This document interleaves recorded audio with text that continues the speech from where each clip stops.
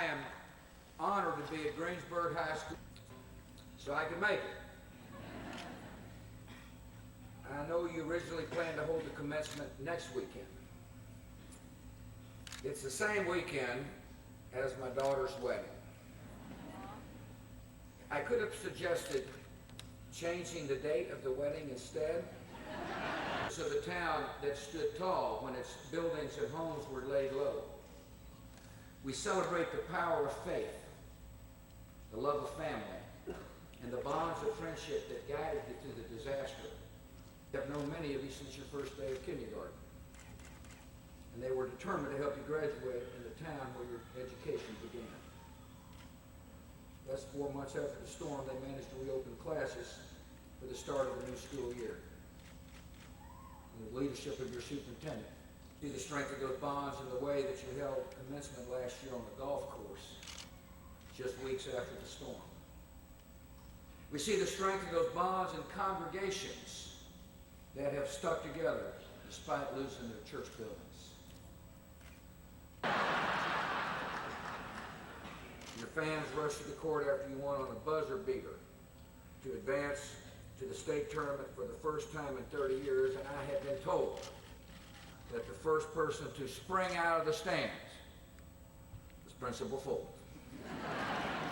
The basketball team finished with a great record, and along with all your other school teams, the people of Greensburg, Kansas. When I visited Greensburg last year, I remember walking your streets, and I remember meeting Kay Hardinger. She was standing outside the wreckage of her home. Fire up the coffee pot. When I visited Greensburg, I also met a man named Kelly Estes. Kelly's a John Deere dealer.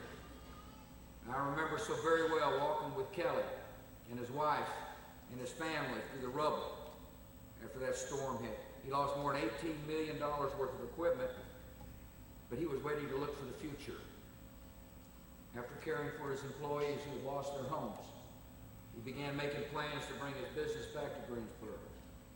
Earlier this year comes an opportunity to rebuild with a free hand and a clean slate. They envision a future where new jobs flourish, where every public building meets the highest environmental standards, and where the beauty of rural America. Jared wasn't alone that night. As you well know, many of your family members rushed to Greensburg from nearby counties and other states to offer.